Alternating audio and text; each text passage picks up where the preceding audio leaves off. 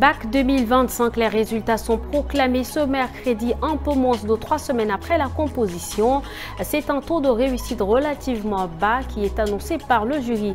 Et ce soir, dans les centres de composition où les résultats sont affichés, l'euphorie était à son comble. Alimea Sadi a prêté serment mercredi 25 juin devant la Cour suprême. La nouvelle présidente de la Hama prend officiellement fonction en remplacement d'Abdrahmane Doninga.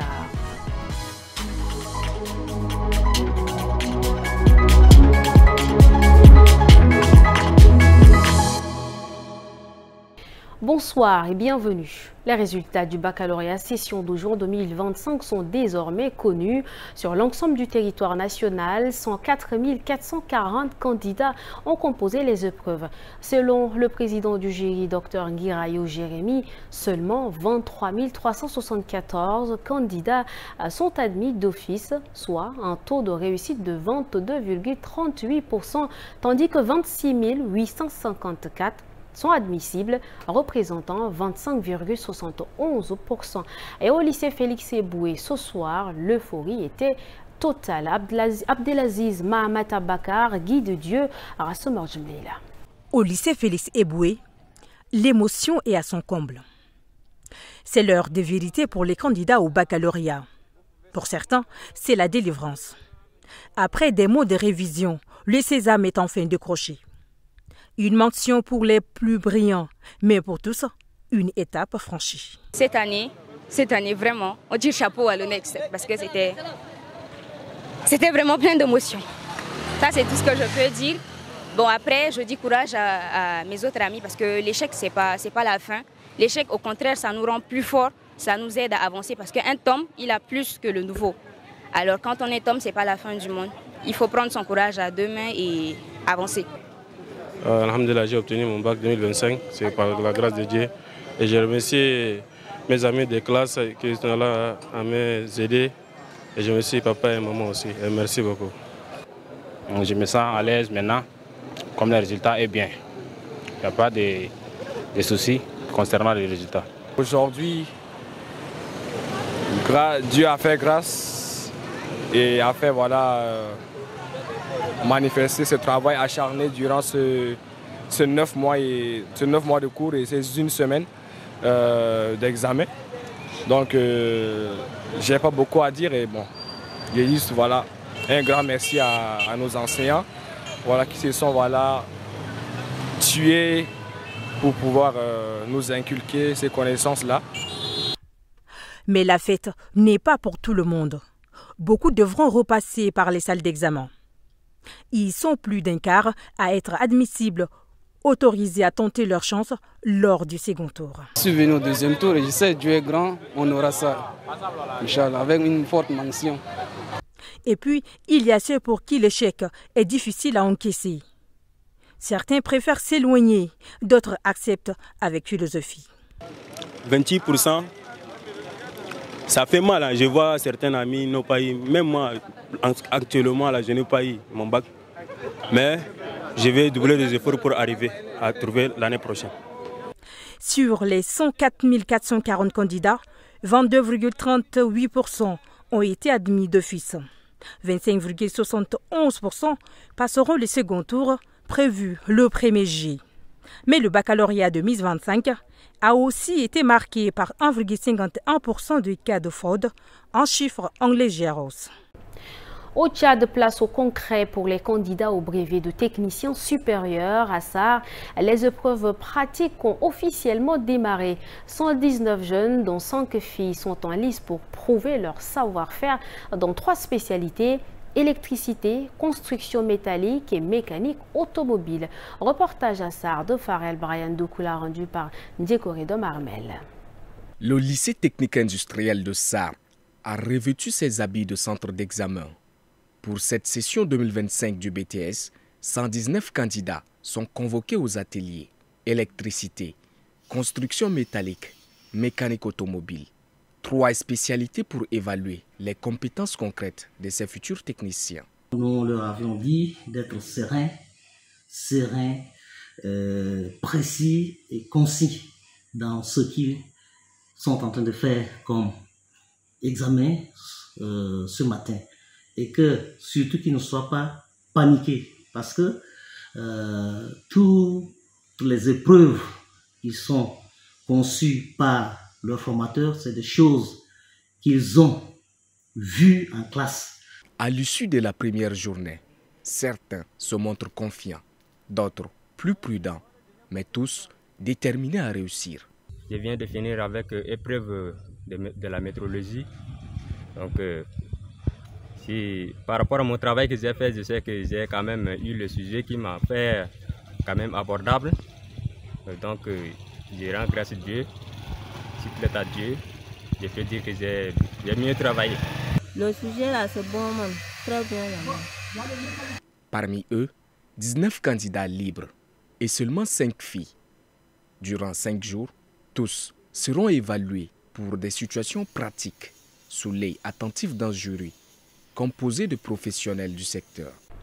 C'est désormais officiel. Halimé Sadia Ali Ibrahim est la nouvelle présidente de la Haute Autorité des médias et de l'audiovisuel, AMA. Elle a prêté serment ce matin devant la Cour suprême, tout comme le conseiller Ndoubaï Cléoutouin, nommé lui aussi par décret présidentiel le 21 mai dernier. Une étape incontournable avant leur entrée en fonction. Le récit de Yakingem Karine, Ralombay Bonaventure, Rassom Arjumleila.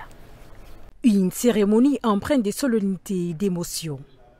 Après la lecture du décret de nomination par le procureur général Issa Tom, Halima Sadia Ali Ibrahim et Ndoubaï Cléoutouin ont prêté serment devant la Cour suprême. Leur mission, veiller au respect des règles d'éthique et de déontologie dans les médias, garantir le droit du public à une information fiable et promouvoir une presse libre dans un esprit d'impartialité. Les priorités, c'est de faire en sorte qu'avec l'ensemble des professionnels, on puisse former, accompagner les personnes pour avoir une presse responsable, une presse professionnelle et une régulation qui puisse accompagner en s'adaptant à l'évolution technologique.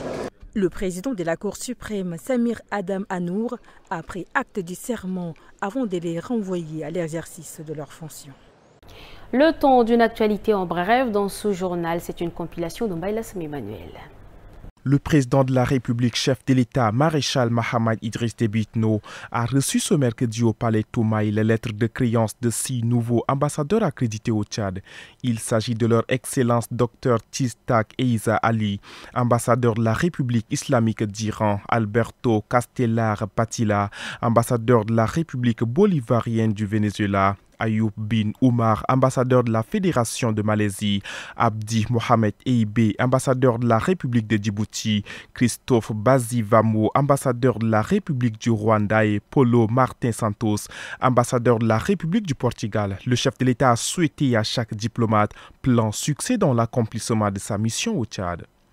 Le directeur général de la pharmacie, du médicament et des laboratoires, Dr Ayoub Moussa Abdirahman, a dirigé ce mercredi 25 juin 2025 la première réunion du comité d'organisation de la 23e journée africaine de la médecine traditionnelle. Cette journée qui sera célébrée le 31 août 2025 est d'une importance capitale pour la promotion de la médecine, a dit le directeur général de la pharmacie, du médicament et des laboratoires. La rencontre a débattu des aspects techniques, organisationnel et de la désignation des sous-comités pour mieux préparer l'événement. Le ministre de l'Éducation nationale et de la promotion civique, Dr Aboubakar Sidik Tchoroma, a rencontré ce mercredi 25 juin 2025 les délégués provinciaux de son département. Lors de cette réunion, le chef de département de l'éducation a abordé plusieurs sujets, notamment la gestion des ressources humaines et matérielles, la création anarchique des écoles, ainsi que l'organisation des cours de rattrapage en faveur des élèves.